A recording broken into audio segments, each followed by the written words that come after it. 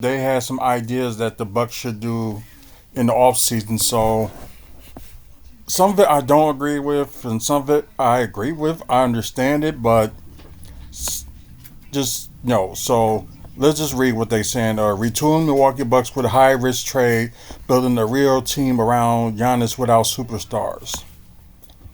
Um, though you're going to need at least three superstars to win a title at least.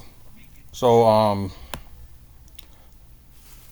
don't get all this crap about. So as you see right now, this is like supposed to be the so-called starting lineup.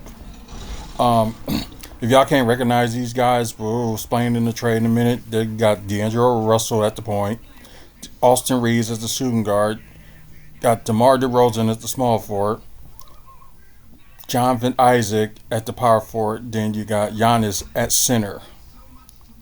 So, in their bench, okay, you got Patrick Beverly, Malik Beasley, Majal Beauchamp, Pat Connaughton, which I'm shaking my head no on. Gordon Hayward, Brook Lopez,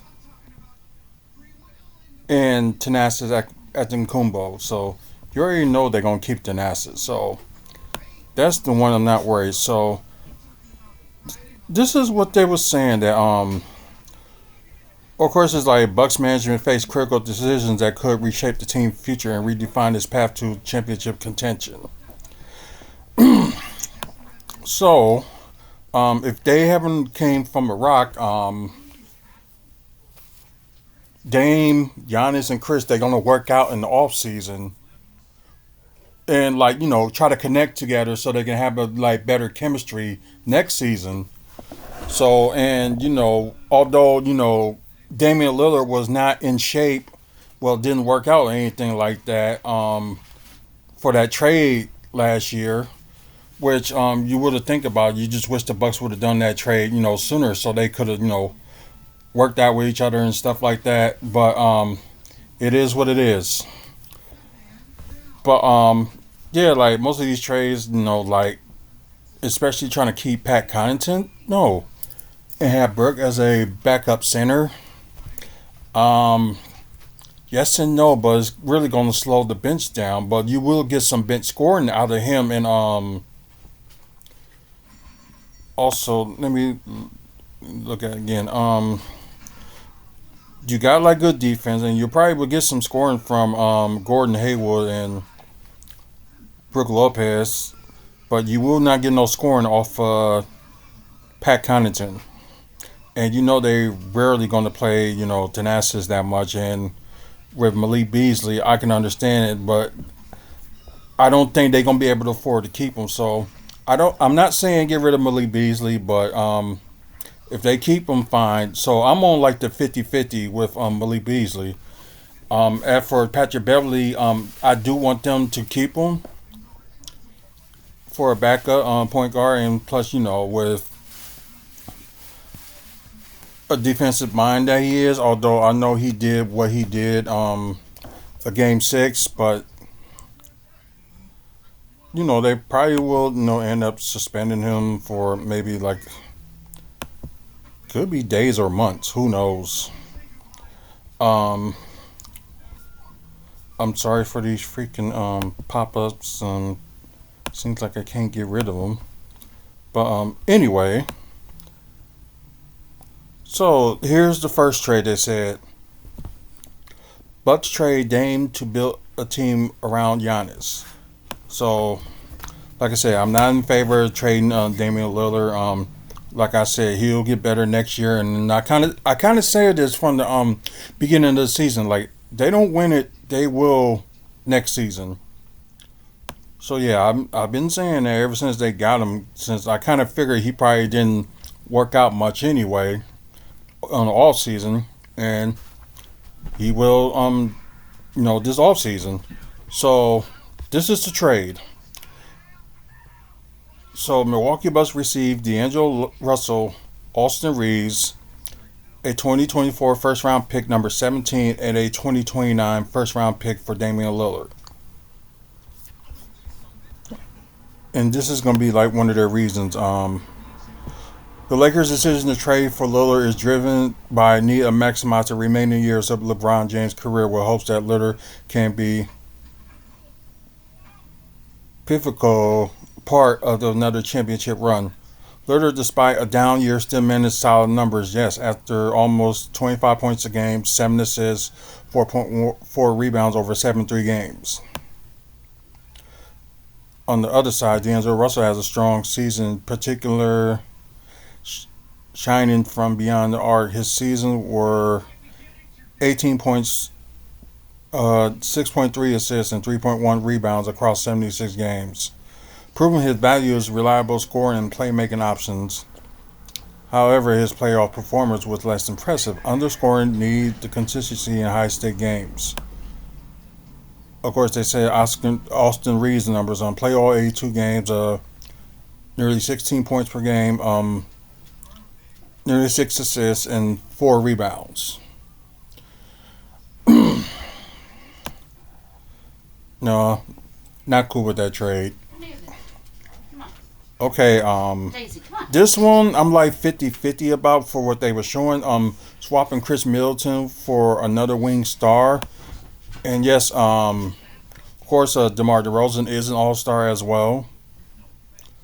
But I think he's like a little bit younger than Chris. Like, I know like Chris is like, 33, and I think DeMar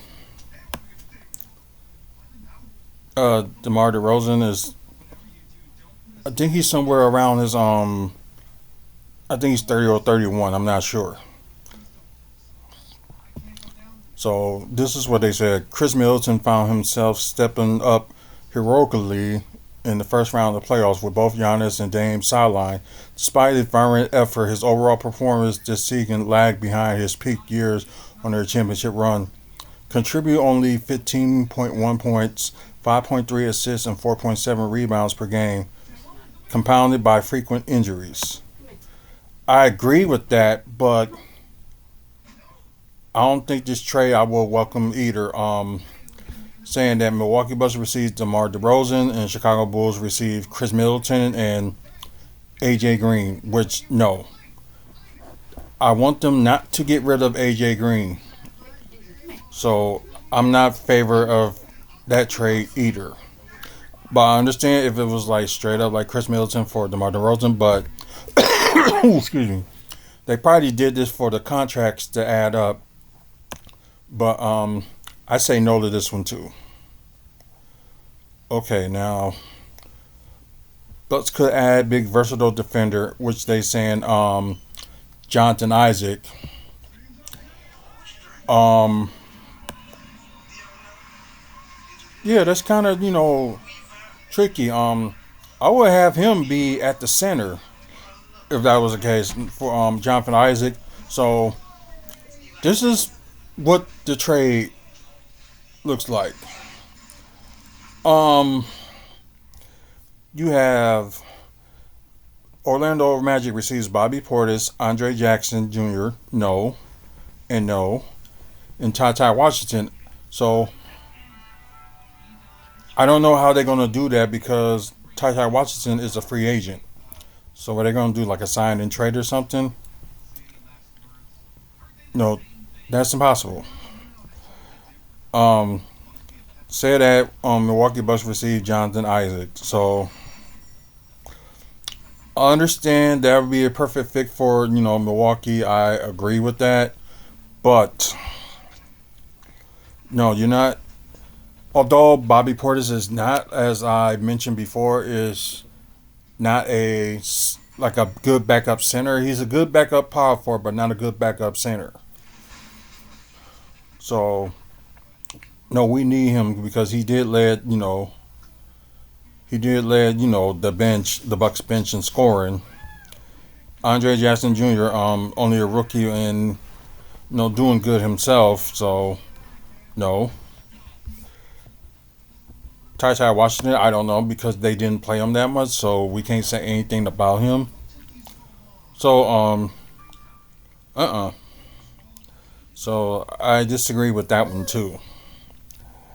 And free agents who improve the bench. I see they talk about Gordon Haywood, but is he actually going to take less for?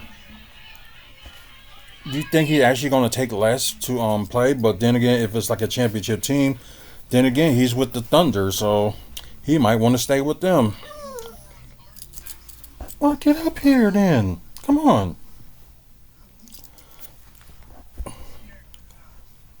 Okay. Let's see, they naming the. Let's see, which players they talking about? Patrick Beverly, of course, you know you're going to keep him.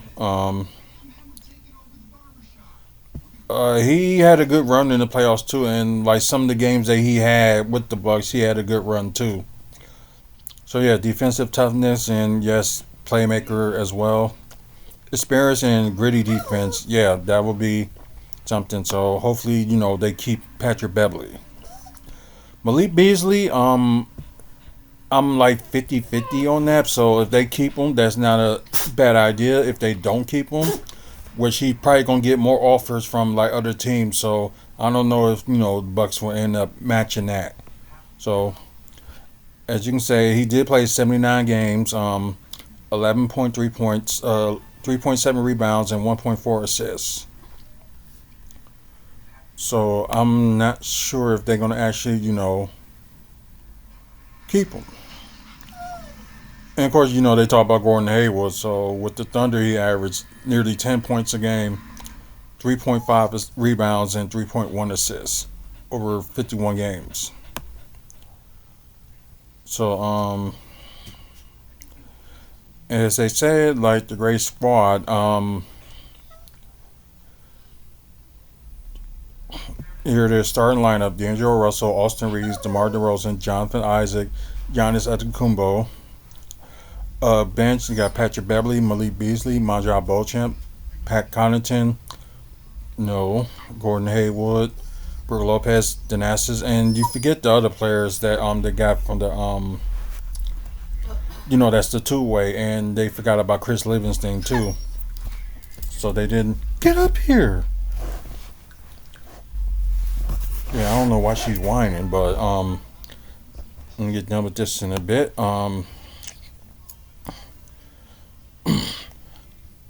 Like like the like the roster was like okay, but I understand you know they might want to get rid of Chris because of age and stuff like that. But DeMar DeRozan is like almost around that same age, but he's like I think he's a year or two younger. I'm not sure. And of course, D'Angelo Russell is still young, but yeah, but the star lineup would be something else. But you know, Brook Lopez and Pat Connaughton, they gotta go. No, they I would not keep them. They gotta go. But that's just me. But what are y'all thoughts? Comment below and let me know what y'all think. Please like this video, give it a like, subscribe to the channel. Trying to get to 500 by end of next month. Please look at our past videos if you like Milwaukee Bucks content, and also if you like pro wrestling content. Yeah, you can look at our past videos for stuff like that. Thank our sponsors: Art from the Heart, um, Moving Dudes, Trophy Athletic, and also thank Toy Dimension. So get a chance, check them out. You know the drill with that. That's it for me. So until the next video, you guys have a good one.